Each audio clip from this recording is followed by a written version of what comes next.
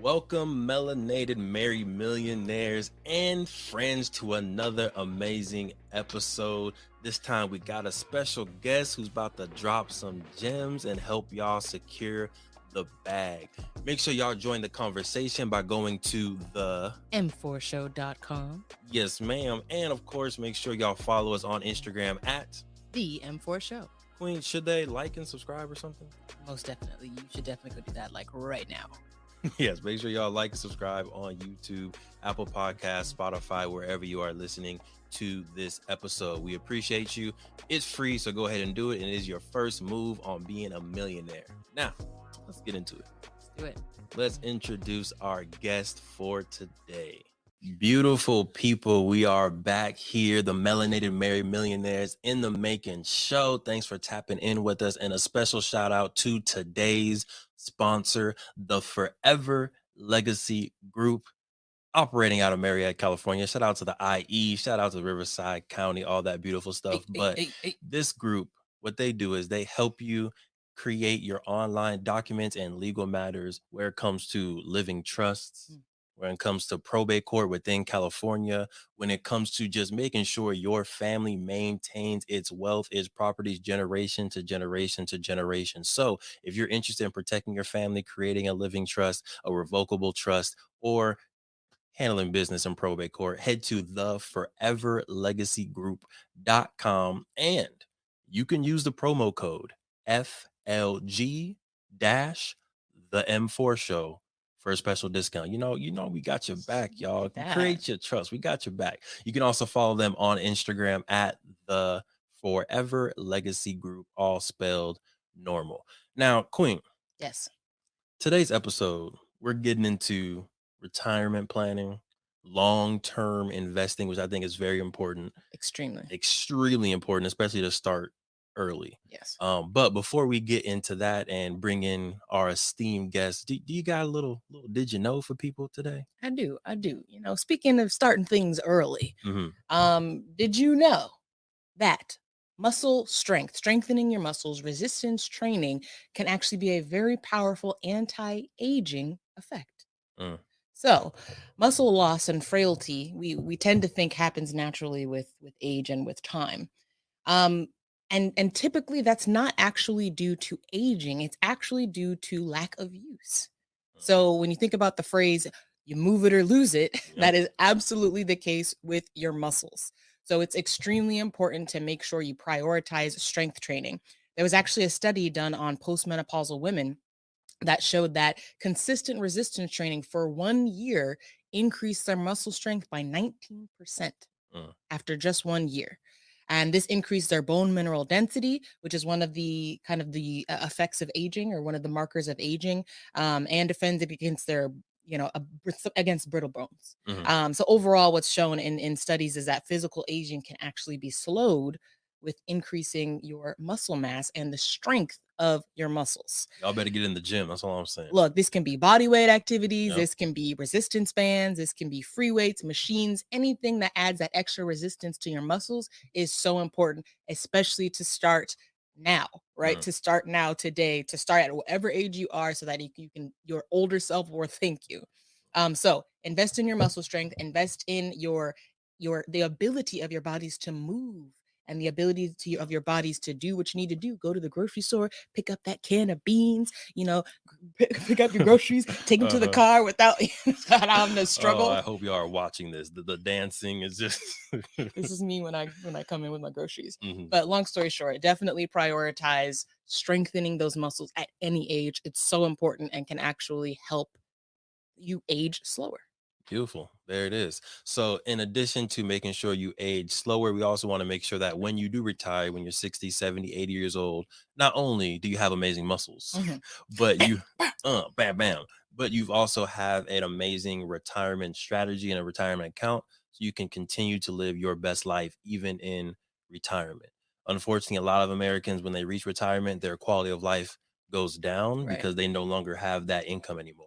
And we brought a beautiful, amazing melanated couple, one of my mentors, to come in and talk to y'all specifically about strategies that they've used for over 20 years to build up their retirement portfolio, and some lessons and tips that y'all can take from their experience. Queen, are you ready? I'm ready. I'm excited for this one. Oh, yeah, this is going to be a good one. Okay, Yep. well, folks, without further ado, let's get into the episode. Over 50% of Black Americans are unmarried, and only 2% of Black families in America have a net worth over $1 million. We are on our journey to not only join that 2%, but grow that 2%. Facts. I'm Devon Travell, creator of Black Wall Street, the board game, with my beautiful co-host. I'm Sinclair, aka the Health Nerd. And welcome to the M4 Show.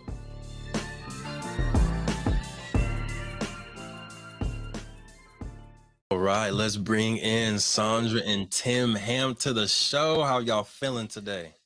Good morning. Good morning.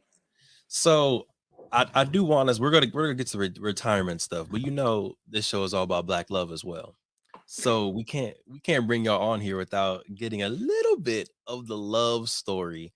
And I'm very interested to know, where was y'all first date? Ooh, first date. Yeah. Dun, dun, dun, dun. Let's see. So our first date was back in college. I couldn't actually tell you the particular production, but we were at Zellerbach Hall on the UC Berkeley campus. And that had to be 1989. Yep. Had to be 1989. That was our first, I guess you can call it a date, or our first hanging out together, or our first public sighting. However you want to say it, but 1989 would be the number. And we worked together at the Moffitt Undergraduate Library. We were stacking books together.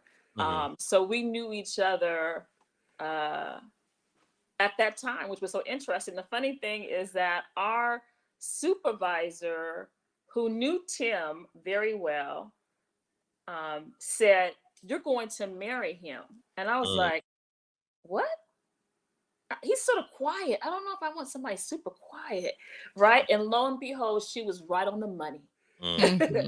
You know, she was right on the money in terms of that. And we had an incredible courtship in college. We were good friends. And last weekend, we celebrated 23 years of marriage and 33 years of friendship. So it has been a incredible journey.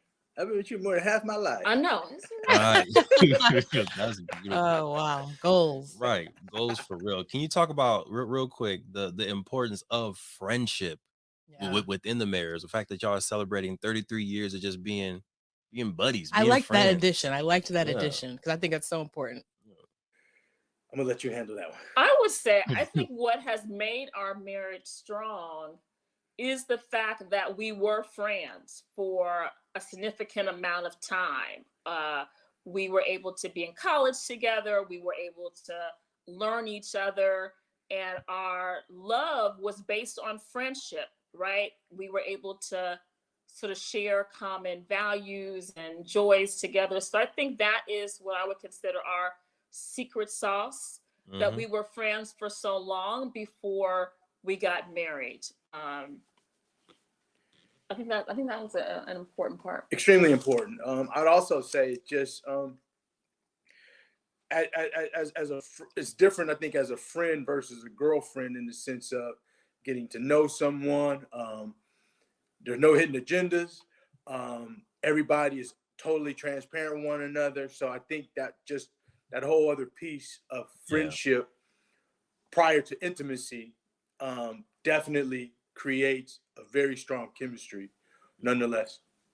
Yeah, I like that point on adding, like, when you're friends, I'm not trying to get anything out of you, right? You get to know just the raw me, the Devon, the Tim, the Sinclair, like you just get to know me. And then from there, all right, you know what? We can elevate this to the next level. He was my study partner. We would study together.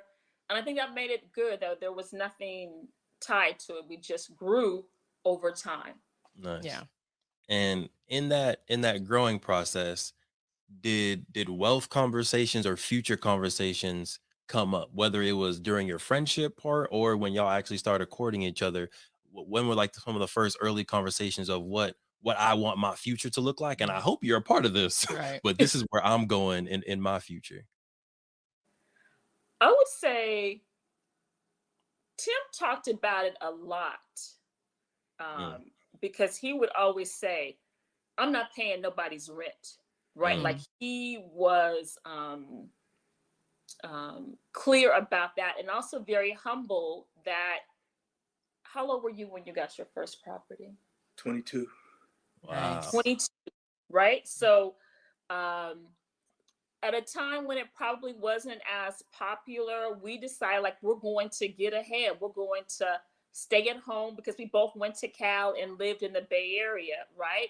Hmm. And I'm grateful for our parents' wisdom to say, if you want to get up in life, you stay home, save your money, invest it, and then have something, right? Mm, So in hindsight, that probably was critical to setting us up for success, as opposed to we want to get out our parents' house, we just want to yeah, do our own thing. That we had that comfort in our relationship, and also to say we're going to go back to school, get our master's degrees, set up debt free. So I think that our parents gave us that footing that we are eternally grateful for, to yeah, say, this is how you get ahead, right? You might mm, think this is how you get ahead, but this is how you get ahead, by saving. And I will give Tim credit on this one. We would save each month what would be rent. This is pre-marriage, in a mutual fund that wow. grew at a fabulous rate. And we pulled right before we got married. So that set us up for success. That in hindsight, at the time, I was like, why are we putting this money away? We're not married yet, right? But you got that inkling. But he was steady and smooth on it. Like, this is what we need to do. Mm-hmm. Yeah, You there's a know, the lot of day, stuff. Oh, Yeah. I'll tell you something interesting. The day that I moved out of my parents' house was my actual wedding day. mm, Wow. So up until that point, again, it was like the saving, dating, courting, all that stuff. But just in terms of really wanting to be serious about establishing some type of financial background, being able to just know the importance of income, and really, just trying to still navigating through life, but just right. really just trying to understand the importance of what savings is all about. What it seemed like you all had a very good head on your shoulders in terms Facts. of at a young age knowing the importance of delayed gratification. And we talk about that a lot of like, sure, we're young, we could go and spend this money now, but right, you said like we're gonna whatever we pay in rent, we're gonna take and put into a mutual fund, which I didn't even know anything about that at age 22. Yeah. So what do you think attributed to that mindset at such a young age? Great question. I think for me, it was, I know, at least being around I can't even say the circle I was in, because it was really just family. But my family circle, just in terms of talking about the importance of education. So, education and money kind of went hand in hand, in the sense that um, you need to be educated enough to know about money. You Hmm. need to know the difference between wants and needs. Mhm. You need to know the difference between, making a sacrifice and not having to make a sacrifice. And, just watching my parents, my grandparents, um, family in that small, tight knit circle. That was always an important. That was always important. Just I can't say that we talked about, what's your investment strategy or things like that, but it was more so just saving. And Yeah. although, nowadays, banks don't, there's not really in terms of saving that banks offer in terms of interest, but it was just a matter of, you need to have that rainy day fund. You need to be able, that if something came up or if something happened, you need to be able to support yourself in terms of moving financially in that direction. So that's really what it was about. Tim, I think it was similar. I think it was both. My mother sacrificed so much for us that in the back of my mind, I was always geared towards what it means to work hard and have something. I think the other thing that I was blessed with is that I had uncles and aunts that were entrepreneurs that had acquired property and had aspirations in businesses. So even though you don't think about it now, that made an impactful difference. When I was young, I would go to my Uncle Jim's store in the summertime and work at Jimmy's, right? Like, my uncle owns this, right? Like, he had multiple businesses when people weren't owning businesses. And so now I laugh when he had talked about other properties. I'm like, wow, Uncle Jim, I should have taken advantage of that. But that foundation of the long game, right? It is a marathon, not a sprint. And to underscore the notion of delaying a little bit for a long-term benefit.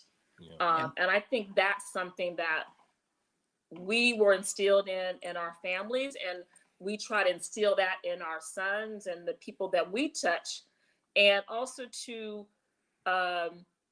gain, similar to this podcast, what it means is if people have knowledge to share it with others, right? So who has been successful that we know to ask for advice, to say, what do you do, right? So I think it is not only if God has blessed you that you share what you know and your wisdom, whether it's finance or education, right? You don't keep it to yourself. So I think that's something that we have always strived for. Oh, yeah, and the word that's coming to my mind is just exposure. Yeah. Right. Just being exposed to the conversation, maybe not getting into the nuts and bolts all the time, but being surrounded by people that are talking about saving, talking about entrepreneurship and seeing that. So what I want to do is try to expose some folks to retirement planning and maybe some specific pathways that they can take.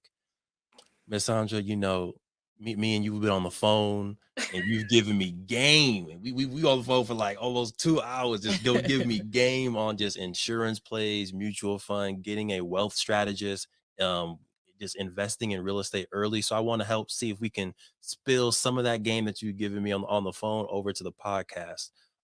Starting off with, you talked about mutual funds. If this is somebody's, first exposure, thank you, Queen, to what a mutual fund is, do you mind kind of just high level, what is a mutual fund and how does one invest inside of a mutual fund? So a couple of things. We were fortunate enough that we had a really good friend who was a good financial advisor that said, Sandra, you all are putting your money in a savings account that is getting little to no interest, right? In a mutual fund, you're investing your income to have a higher return, right? And so at that time when Tim said, when we were in our 20s, rather than just putting it in our Wells Fargo, we picked a mutual fund. I can't remember it now. It was 20th Century Ultra. Right. I remember. Nice. And it probably had like a 20% yield at that time. So we were fortunate right before it yielded. So we're like, bam, right? Had we just, again, not knowing and been like, okay, what are we willing to risk? And we learned from that to say, okay, that set us up. We got married in August. We bought this house in October. Wow. Right? The Bay Area. That we had that foundation. The other thing that I will say is, and Tim was probably more disciplined about this than me, is that don't go broke for a one-day wedding. Right? Yeah. And so you have to be realistic to say, this is one event of our lifetime, but we're going to invest $20,000 on one day, and maybe it could be just as beautiful with 10.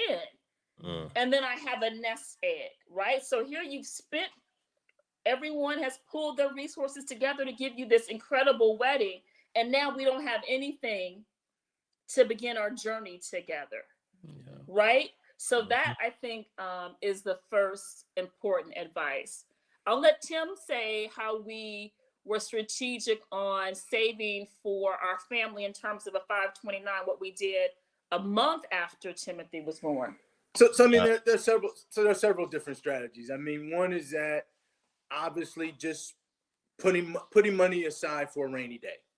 We all know that, and it's depending upon one's budget. It's depending upon what you're able to save. You know, we all kind of know what our household expenses are, what we have left over. What we choose to do with those reserves is totally up to us. Mm-hmm. So whether that goes into a bank account, whether that goes into a mutual fund, whether you purchase, life insurance and life insurance more so with an annuity where you're even able to pull out money at some point in time. Hold on, Sam. You going dropping quick. the words. You're going real quick. So I'm gonna rewind. One, have a budget. That's something that you said, right? Mm-hmm. You need to know what your household is spending money on, how much you have to invest in a mutual fund.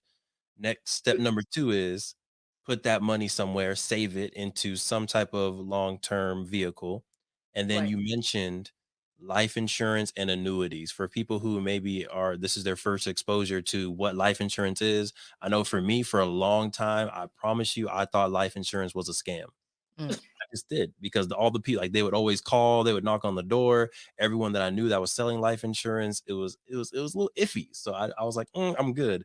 Until finally I talked to Sandra and she was like, no, meet with this wealth financial advisor, go through these steps. You need life insurance. I was like, okay, I trust you. Let's do it.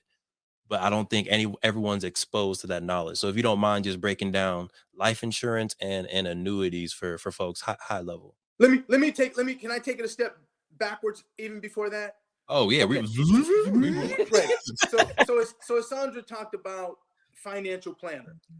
So I would suggest sitting down with a financial planner, and that could be someone that's in your local bank.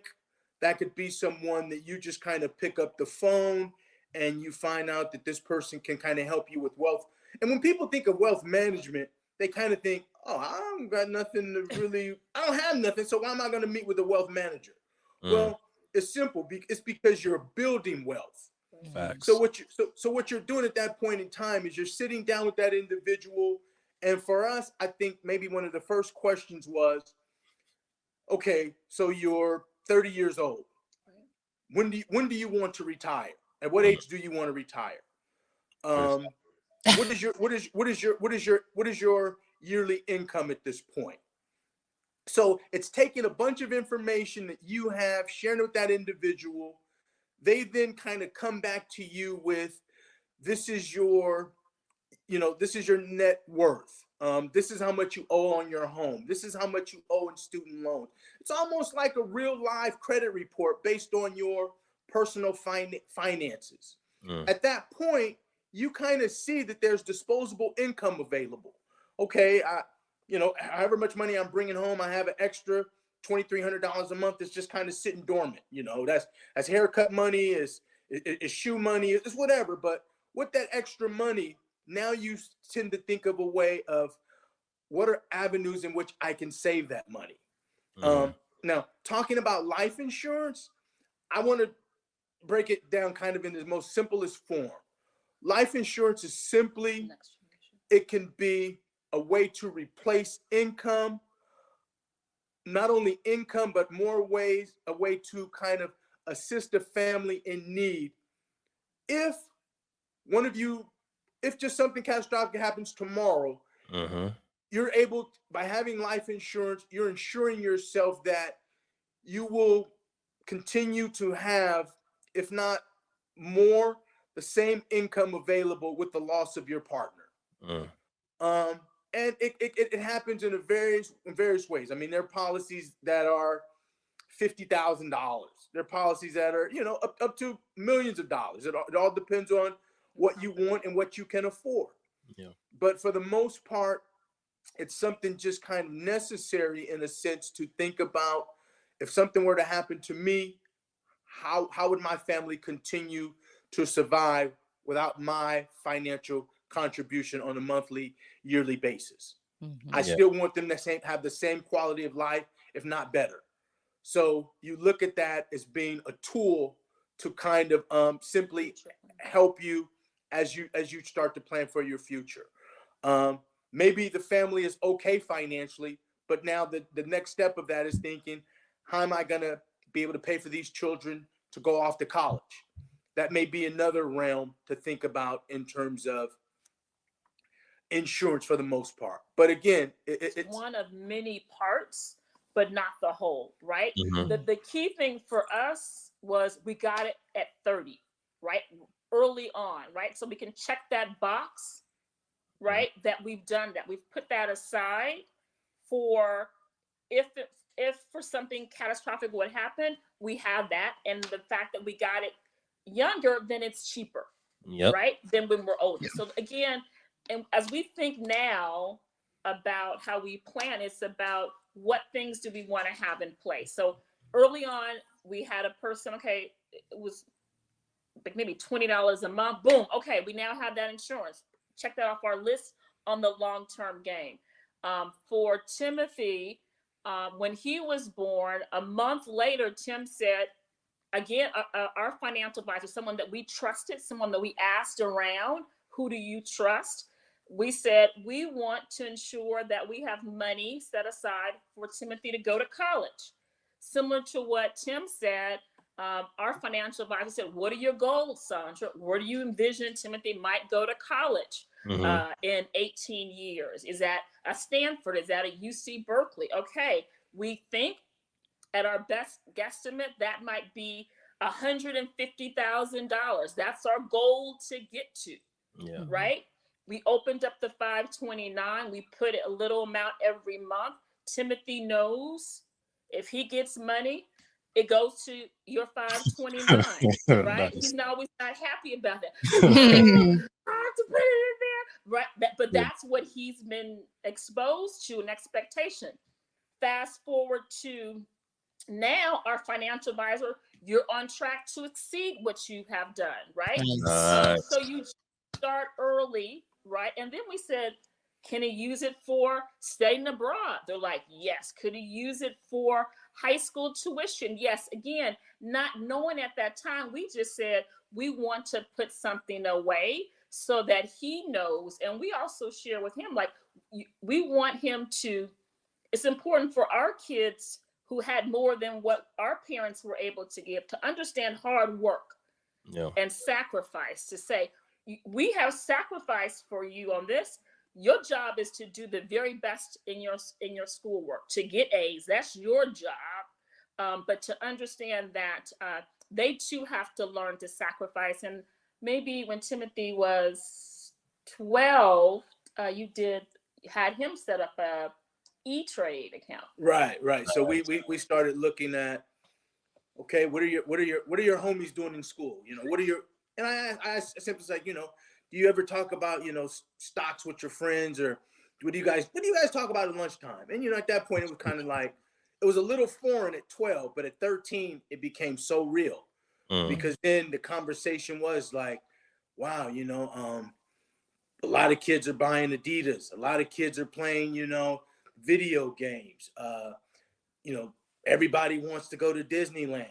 So it's like, okay, well, the things that you support, things that we're supporting, let's look into the stock market and figure out how we can purchase stocks that now you become a very small owner in some of those items. So we looked at Nike, we looked at Disney, we looked at Tesla, which at that point was, you know, it's just skyrocketed. It's a startup.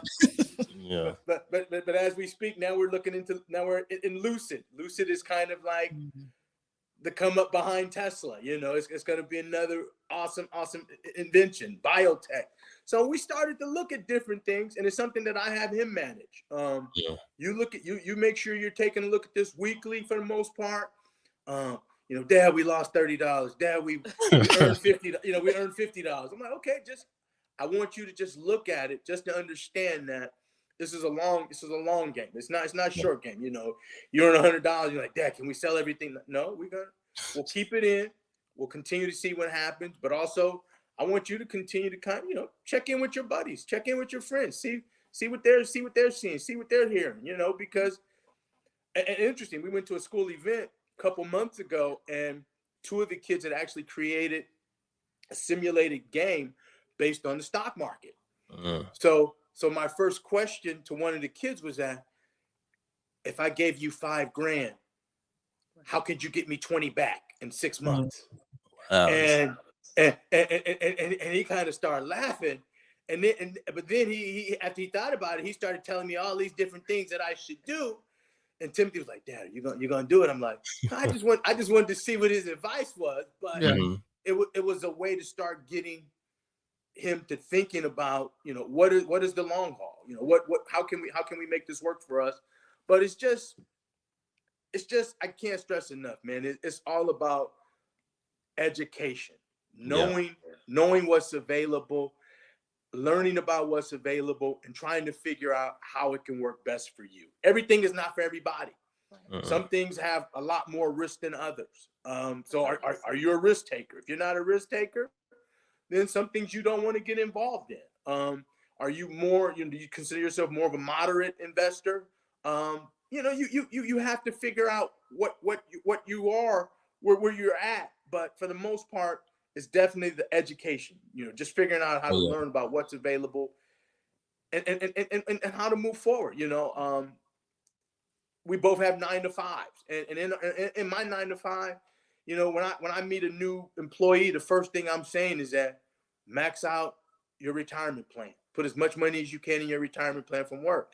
And they're probably looking at me like, why would I do that? And I'm like, well, okay, yeah, you're only 25 and you're just starting. But if I could tell you what's going to happen in the next 5, 10, 15 years, you'd be surprised to know what that money is going to turn into or what it's going to look like in terms of your simple investment now. So those are, we've all had family members that at some point in time have tapped into us about, if it's one thing, what would a 50-year-old me tell a 20-year-old me? Yeah. Save as much as you can. That's one piece of advice, but I mean, there's several pieces of advice. But when it comes to money, I would say save as much as you can. I could probably brag and say I'm probably one of the only folks that I know in my 50s that has never owned a pair of Jordans. And that's not in your retirement plan, huh? You're not gonna buy just one pair. It's not in my retirement plan, man. It was never for me in terms of I'm gonna spend $150, $185, $250 for a pair of shoes. I'm not knocking it. It was just something that I couldn't fathom in terms of working hard and trying to know where I wanted to go or what I wanted to say. Yeah. I think the other thing that we learned on sacrifice is the best car is a paid off car, right? So I think amen to that.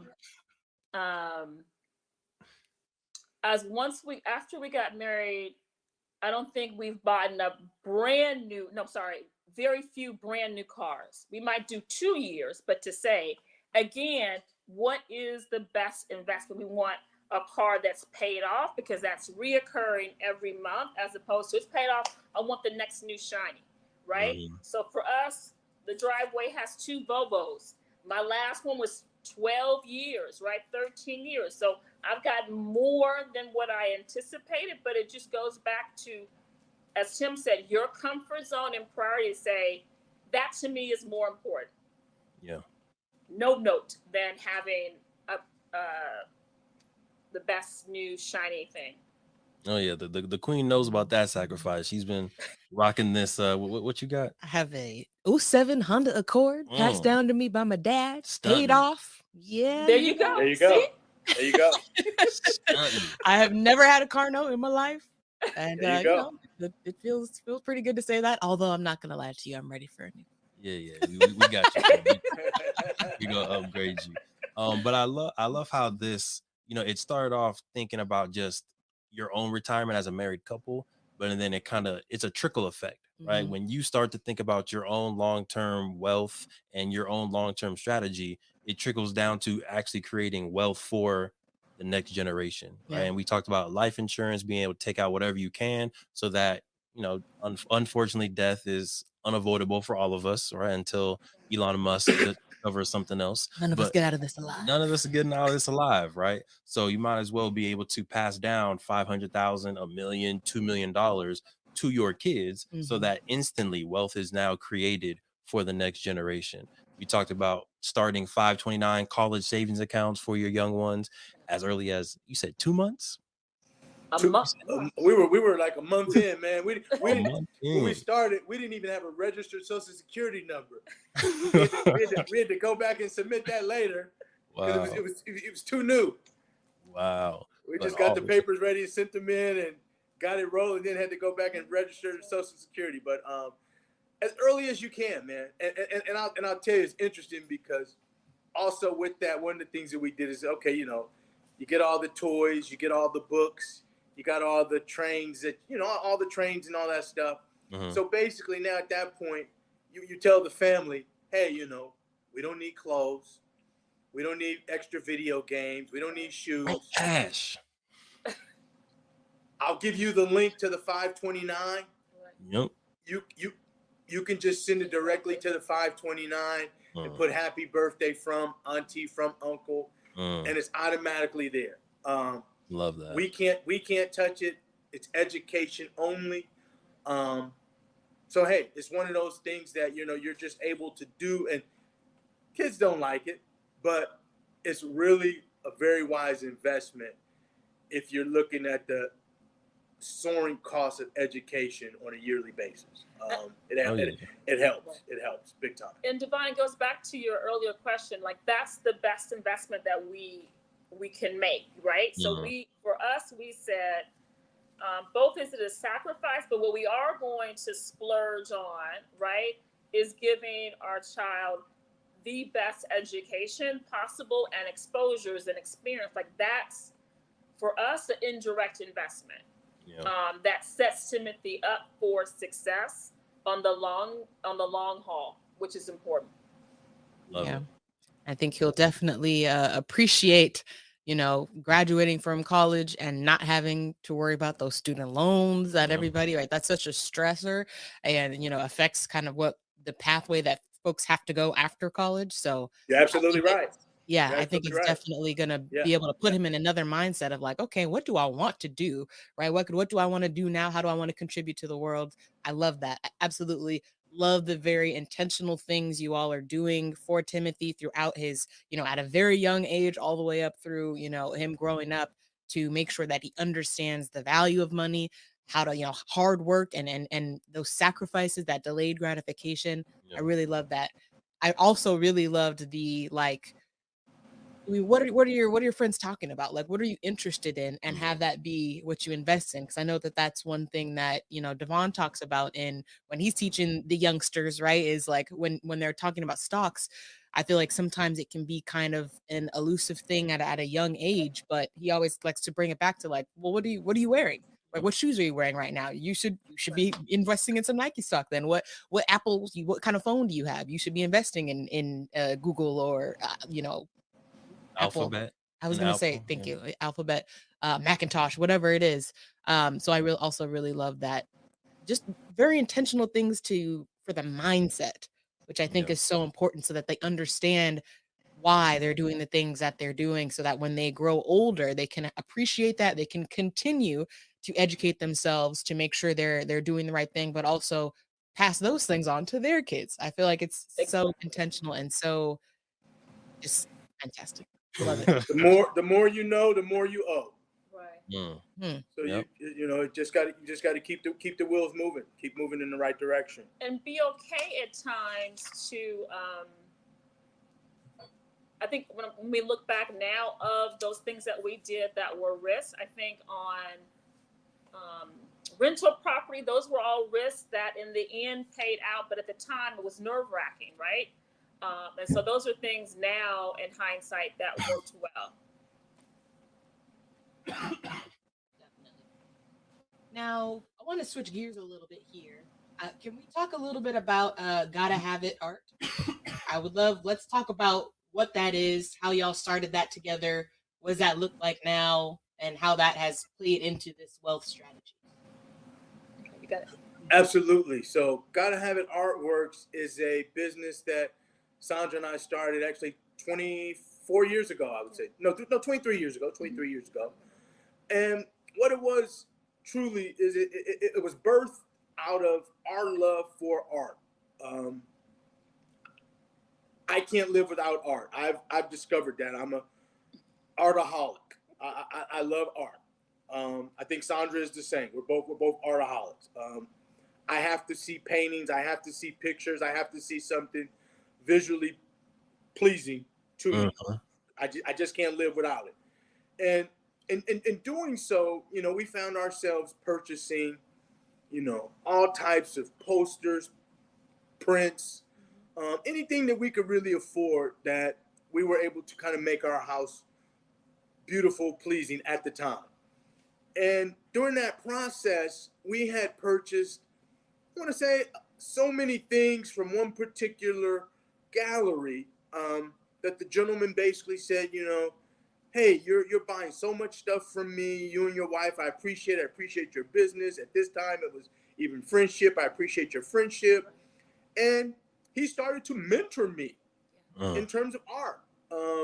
And when I say mentor, it was almost like we'd have a daily lunchtime conversation as it related to artists, mediums that they use, history of art, how he got to start his own business. And it kind of turned into, have you thought about, running your own business? And I, at the point, didn't really think about it. But then and this comes into investments also. He started talking about, well, this is a way that you can create additional income for yourself. And at that point, I think the light bulb kind of clicked on additional income. Wow, okay, let's figure this out. Speaking your language now. You're speaking my language. How much we talking? We're elevating culture. Yeah, how much we talking? But more importantly, it was from just the love of art. That's what it birthed out of. And from there, we started kind of our own business where we were selling, posters, prints, paintings. We were slowly developing a client base. Everything was pretty much birthed out of family and friends at that point. Family and friends would give us referrals, would share information. Then it over 23 years, obviously, something that you're passionate about, something that you were pouring your all into, something that you're 100% invested in. In my opinion, you really have no choice but to be successful. If you've birthed it from the soil and you were 100% invested in it. So with that being the case, we've just continued to grow yearly in terms of working with various artists throughout the United States, providing custom framing, consultation, not only for organizations, commercial businesses, but consultation for friends, family, clients that we work with on a regular basis. To the point of now, it is still a part-time passion, but it really feels like it's a full-time endeavor because it's something that evenings, weekends, can't sleep at night. What am I? Let me see what I can do. Let me see what I can work on. Let me see how I can market, more to the masses. So it's just one of those businesses, but it's an African American art business, is what it is. We don't have a website store, but we are very active on Facebook and Instagram in terms of our advertising, in terms of our client base. And also, I would add, it's also important for us to always give back to our community. So one of the things that Tim and I have always done through our art business is do art shows and give a portion back to the organization, whether it's community-based organizations, sororities, fraternities for their scholarship funds. Those are things that are important. And if you have something that you continuously give back. So that's something that we are passionate about as well. Oh yeah, make sure y'all tap in. It's at Gotta Have It Art on Instagram. Tap in, follow, and definitely tap into the vibes of Black excellence and Black art. we actually had the opportunity to come up. It feels like it wasn't that long ago, but I feel like in It real was life, years it was ago. like 3 years ago. Yeah. Pre-COVID. Oh, Yeah, right. wow. Yeah, well, we went up to Northern California, got to see the vibes. We purchased several art pieces. There was coasters. There was, let's see, athletic memorabilia, paintings. There's all types of really cool stuff. So definitely make sure y'all check it out.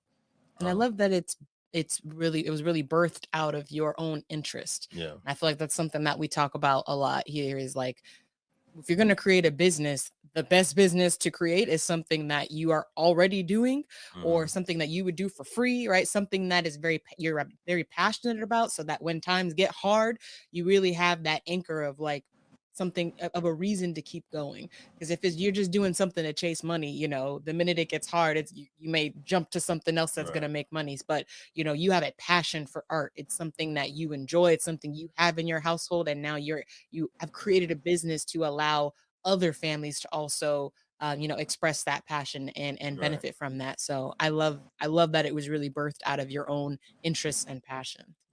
So y'all are very intelligent people. I got a really hard question that I want to ask y'all, right? And the queen knows my answer. But do you think that every Black couple or family should have a business? I think it's let me back up. Yes, and I'm going to say we can stop it there. No, perfect. No, I'm just kidding. Go ahead.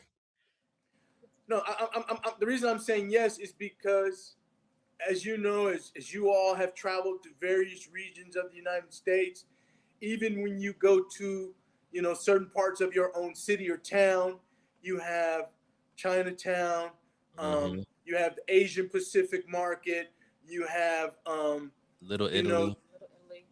Little Italy. You have different parts of town that people go to, and those folks go there to support their businesses. We don't have that African American hub in our community. Intentionally, we support African American businesses, whether that means that I have to drive extra 10, I pass maybe 5 dry cleaners to go 10 miles to go to an African American dry cleaners. In terms of when it comes to purchasing books, you know, there's a Barnes and Noble's the next freeway exit. But for me, there's an African American owned bookstore in Oakland that I'd prefer to go to. So we have to support those businesses. But the reason I say yes is because we're all in small silos. We're all in small communities. If we were able to own our own businesses, we would be able to support one another in a local economy versus having to go 10, 15, 20 miles out to support. And you would still support those businesses, but you'd hope other people would support those businesses as well. Right. So indeed, I mean, it's something extremely obtainable. We are very talented people. Very. And everything that, you know, other businesses are doing, they've been conceptualized by folks that look like us. So why not be able to support, create our own businesses, whatever it may be, absolutely. Yeah. Listen, I think that is the perfect answer. Thank you for that. We get mixed answers here, but I love that mindset. And to your point, like there are communities that have these hubs, right? It almost seems like you're referring to like a Black Wall Street of sorts, you know, like we firmly believe that there you go. That is something that already existed and can exist again, but it does take that intentional mindset and execution of supporting those Black businesses. Like you said, even if it means going out your way a little bit, right? It may not be the most convenient thing. It may not be the cheapest option, but it's that intentional, I'm going to support this business because it's Black owned, right? Yep. Whenever we travel, the first thing he's always doing, like find the Black owned restaurants around here. That's where we're going. Yep. And you know, I'm not going to lie, I'm not always happy about it because it's like, oh man, but I found this one that has 5 stars and I really want to go. Right. But I always, you know, I like the same way. Like, where are the Black restaurants? We're going there first. Right. Yeah. City, he wants to support them. Got to. And I think it's also supporting with the mindset of like not asking for a discount or a family friend, right? I think that's another thing that we run into and we hear from a lot of like Black entrepreneurs is like, support me without needing a discount, without needing a friendly or family discount, because you're not doing that when you're going to these other companies, right? You will pay full price for the Jordans. Louis V fully priced. Full price, right? You wouldn't walk into Louis V and ask for a discount. So support those Black businesses with their full price, right? Full price. That even that just transfer of funds, that transfer of energy says that I support you and I'm going to pay the full worth and full value of your product or service. And I feel like that mindset is going to really change our communities and build up that wealth, create the next Black Wall Streets, right, around the country. So I love that mindset. All right, we're going to get back to the episode in a second, but breathe. If you've ever had a brilliant idea, I'm pretty sure everybody just took a breath right there, right? Because we all have amazing ideas, but I got a question for you. What's stopping you from taking that idea and actually making it into a business, actually executing on your brilliance? My name is Devon Travell, and in 2018, I was able to create, market, and sell my own product while still working a 9-to-5. And through the years, I've taken the lessons we've learned, the expensive webinars that I've gone to, and the dozens of business books that I've read, and I've discovered 7 simple steps to launch your business. If you're ready to take your business idea to the next level and make it real and start making profit from your passion, head to www.launchitcommunity.com and grab yourself the book. We've been able to make it very simple, affordable, and easier than ever to start that business while still working your 9-to-5. And we take entrepreneurs every single Friday and we talk to them. We teach them about how to use social media. We teach them about how to set up their Instagram account, how to use Shopify, how to use Printful and other tools that can help you take your business to the next level, but not take tons of time away from your 9-to-5 and your busy life that you already have. So if you're ready to take that idea to the next level, make sure you head to www.launchitcommunity.com, get yourself a book, and join our free accountability calls. Now, let's get back to the episode. So we know y'all been sitting in the hot seat for some time now. We want to give y'all a little bit of a break. Got to enter into our Ask Declare segment where you all can ask us questions about business, entrepreneurship, health, or our love journey. We are a fairly open book over here. Fairly. Ready? Go for it. You got the first question. Oh, first question. Okay.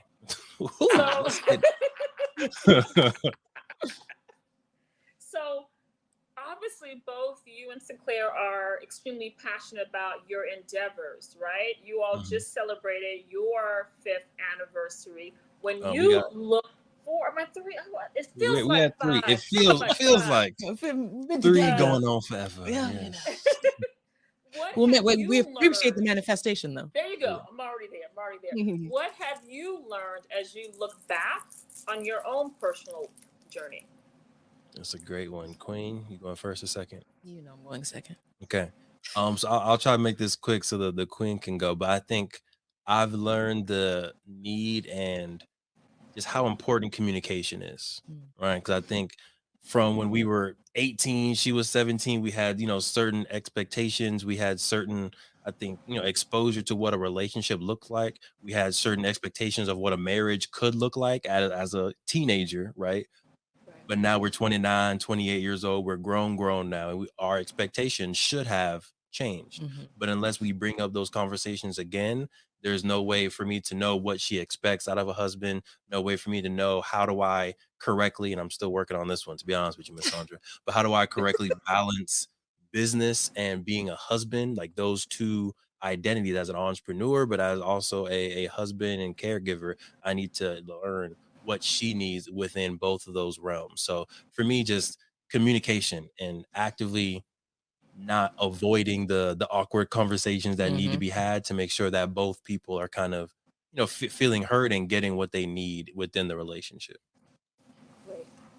And I would say one of the main things I've learned throughout our journey together is just the difference of like when you've when you've reached a crossroads, when you've reached a debate, or something where you don't agree on, the difference of needing to be right and the difference of versus doing what's best for the unit. And that's not always the same thing.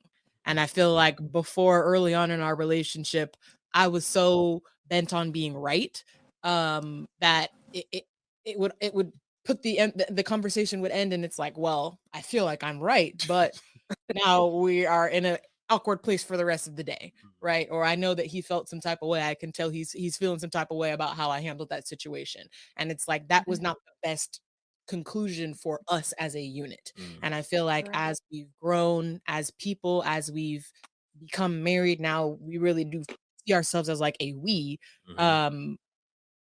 It's now my mindset has definitely shifted on like, okay, put your own needs right second. What is the best thing for the unit? Declare. And those aren't always the same thing. And I think that really switching that mindset has been a game changer for us. I think we're in a different place now than we would have been if I stayed with that mindset. And I feel like that's a natural growth of just getting older. But also I feel like because we met young and have been able to mature together, it has been a clear difference I've seen in myself and how I interact with Devon specifically. So yeah, I think that that's one of the biggest changes I've seen within myself, but then also us as a unit, is for us both focusing on what is going to be the best for us now and our future family. Yeah, and that's how we operate. Great. Well done. All right, my question. So the Black Wall Street business, the Black Wall Street brand. Yeah.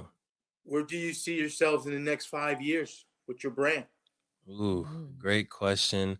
So we have in early 2021 and maybe 2020, with the whole world shifting, right, was a great time for us to really look at our business model, look at what we're doing, Play Black Wall Street, and figure out what is a long-term business strategy that can not only be good for us, but that we can bring in other people. And it's not just about our family. We're also able to hire other people as well. So we had the beautiful opportunity in 2021 to start doing mentorship and financial literacy courses within LAUSD and within Riverside Unified School District. And within the next 5 years, we see Play Black Wall Street as the #1 source for financial literacy mentorship within California, if not beyond. Right. We want to be in all schools within LAUSD, all schools within Riverside, Oakland Unified, come talk to us. But we're really trying to make sure that, specifically high school students, possibly middle school students, are in active conversation about entrepreneurship, active conversation about opening up an E-Trade account. They know what stocks are, they know what mutual funds are, and they're exposed to wealth. They're exposed to entrepreneurship so that they can get into that earlier. So that's where we see ourselves in the next 5 years with Play Black Wall Street. Specifically within education, we want to take over California and just be that. And I'll just add that that was a very natural progression. It's not something we anticipated necessarily when I think like we were starting the game. Like, I don't know that he was creating and be like, oh yeah, this is gonna be great when we take over California and they're in all the schools, right? We were just like, man, we were like, we want this game to be in everybody's household. Like that's how it started. And then we naturally saw the progression of like, okay, what are folks learning from this game? How can we expand on that, right? He started creating courses. He has so much other things in his brain. So we started creating the courses, started Play Black Wall Street Academy, started educating youngsters, seeing what that can do, right? The businesses that were actually created and are thriving right now from that. And how can we now scale that to the next level? It's been a very just natural progression. I do want to take a step back. Oh, it's right here. For those who may be tuning in for like the first time and are wondering what we're talking about Black Wall Street, the board game. Devon here is the creator of it. And, I helped bring it to life. And we together are the creative team behind Black Wall Street, the board game. So it started here and has now progressed into educational programs, mentorship programs, after school programs, and things like that. So you don't have to have the end goal in mind. You just need to start, and the universe, God, they kind of show you what's next, right? Yeah. And the opportunities that come and present themselves after you really get going and put your feet to the ground and put the work in. Oh yeah, Sweet. 100%.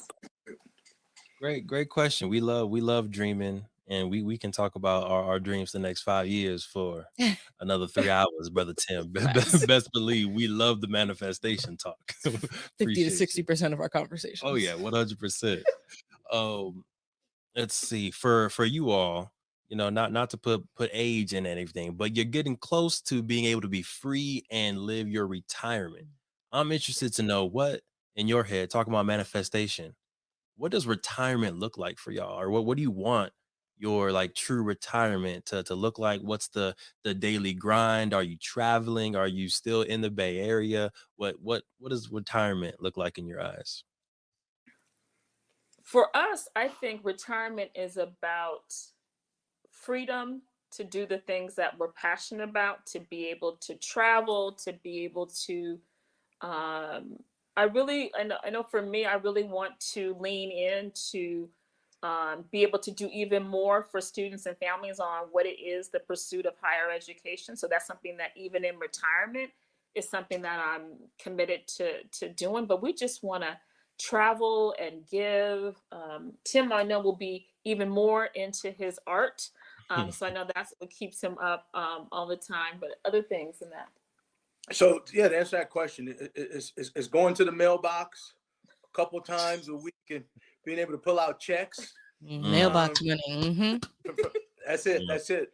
But more so, I think it's going to give us an opportunity, like Sandra said, to travel more. Hoping that even in that opportunity, we'll still be able to purchase property. One of my goals, honestly, if we can pin down college prospective colleges, is looking at property in those respective towns, versus living in a dorm, renting an apartment, having our own duplex, triplex. The families are actually paying us for their children to go to school in that respective area. So that's one of the things that we're very passionate about, and we're looking at college related towns as we speak now, even in California, of being able to do that. But just enjoying each other, man. Just enjoying each other. I still see us on the grind because that's just kind of our nature in terms of being busy people. But busy people for ourselves. Busy people for ourselves, and I think that's something we're gonna be able to enjoy. Love it. I think Tim's love language is money. I'm pretty positive his love language is money. That's funny. Out of curiosity, where are some places that you want to travel? What's like the top maybe 1 or 2 places on your list that you want to travel? I think we definitely want to go to Africa. I think that's something that's on our top list to do with Timothy. I love warm weather. I love to go to Paris and Italy, but I think our first is to go to Africa. We want Timothy to have that experience and exposure. I always love the Caribbean, so that's always my default. But in terms of where I have not been, I definitely that's where I would like to go. Nice. Love it. And that's 100%. That's what we're planning to get to. Yep. Going back home. I love that you also mentioned real estate being one of the things that you continue to do even now, right? You've got decades of wealth building, and you're still looking at other avenues to add on to. I mean, you've already done real estate, but like especially in the investment mindset, I think it's important to have your hands in many different wealth building strategies, right? I think that's one way to be recession proof. I think that's one way to just make sure you're really securing that wealth for the future generations, is to have it in different streams, right? Different avenues. So I love that as well. Oh yeah. Well, if you haven't tapped in already, make sure again you follow Sandra and Tim Hamp on their Instagram. Gotta have it art. Tap in with them. Buy yourself an art piece, a coaster, a mat, a poster. So go ahead and buy you some. A little rhyming scheme. But go ahead and buy yourself some Black art. We're gonna get into our updates for the week, and then we're going to come back to you all for just, I mean, it's been tons of nuggets, honestly. I hope y'all have been taking notes. Rewind, rewatch this one. But we're going to end it with you all giving us just one more bit of advice or wisdom that you have for specifically newly married couples, right? They just got married 3 years ago, last week, yesterday. What are some bits of advice or wisdom that you would have for that couple? Queen, updates for the week. I'm going to switch gears and I'm going to talk about the Play Black Wall Street campaign that we have coming live this upcoming Tuesday.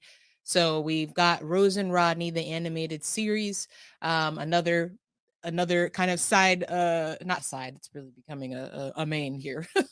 But another thing that has been birthed from the Black Wall Street, the board game, was the animated series, The Black History Adventures of Rose and Rodney, which is a children's book right now. And we are campaigning. We are doing a Fund Black Founders campaign to turn it into an animated series. So our campaign is going to go live this upcoming Tuesday, which is, I think, the 30th, August 30th. So whatever date you're listening to this, hopefully it's still live. August 30th, go to fundblackfounders.com/Play Black Wall Street and support our campaign. Share it with as many people as possible. Yeah. We got Kim Coles, aka Sinclair from Living Single. That's where my name came from. So, you know, I love that we got her.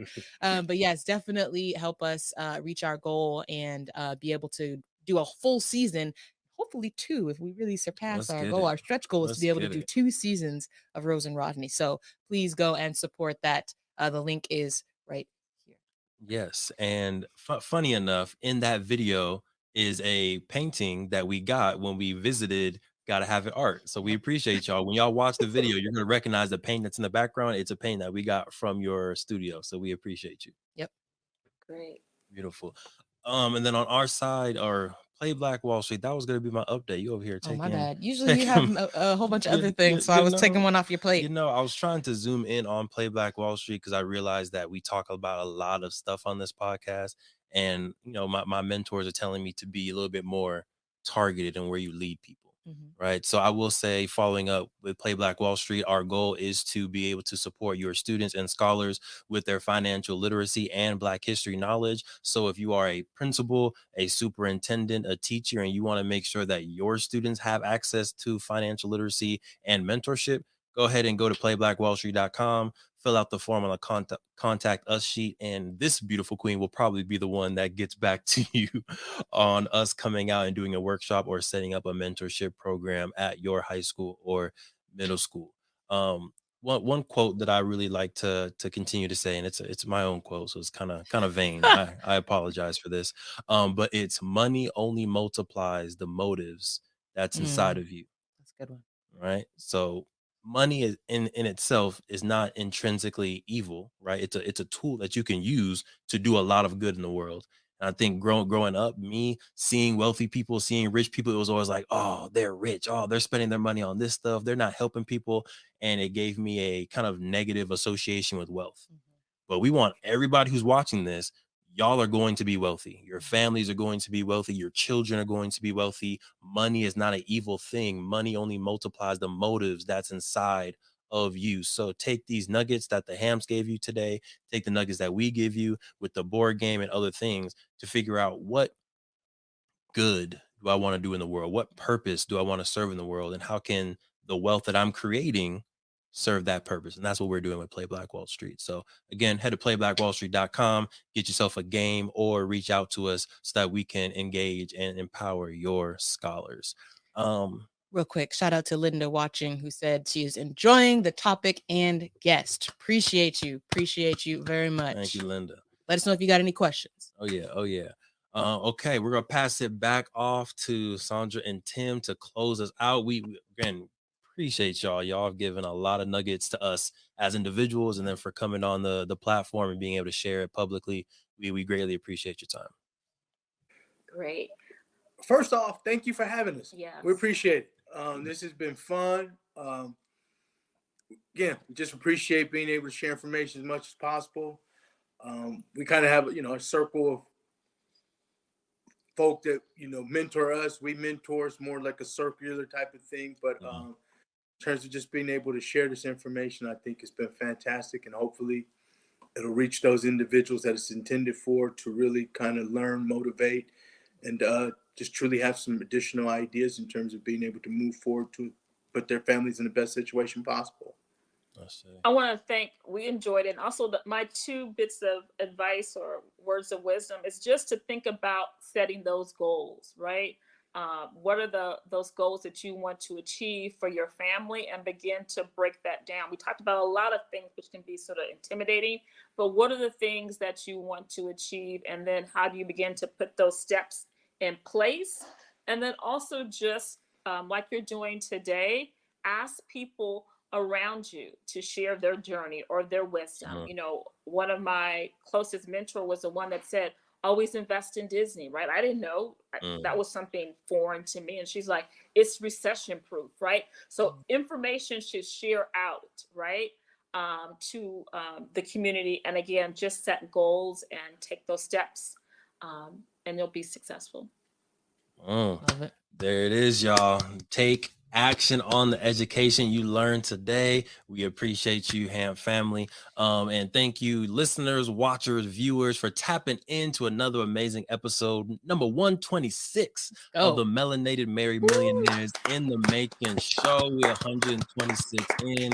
Let's keep it going. I'm your host, Devon Travell, creator of Black Wall Street, the board game. I'm Sinclair, aka the Health Nerd. Make sure y'all secure yourself. Make sure you secure the love. And of course, make sure you secure the bag. Peace. Thank you for supporting the M4 show and our mission to increase the wealth of Black families. If you received any value from this episode, any value at all, any, do us a favor and give us a like and subscribe on YouTube and Apple, Spotify, anything, all of them, all of them, wherever you're listening. Go ahead and like and subscribe. And after you like and subscribe, make sure you send this episode to at least one family that you really want to see win. We'll catch y'all next time. Peace.